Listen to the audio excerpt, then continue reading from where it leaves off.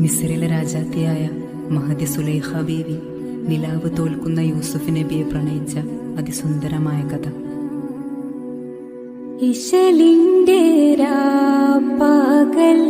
നൃത്തമാടി മയിൽ പോലെ ഹൃത്തില്ല നൂരാഗ രാഗം പാടി കുയിൽ പോലെ മിസ്രിലെ രാജൻ അസീസിന്ദാരംബ സൗജത്ത് മിന്നിത്തിളങ്ങി വിളങ്ങും സീനത്തൊളി രാജാത്തി ഇഷ്ക കടലിന്റെ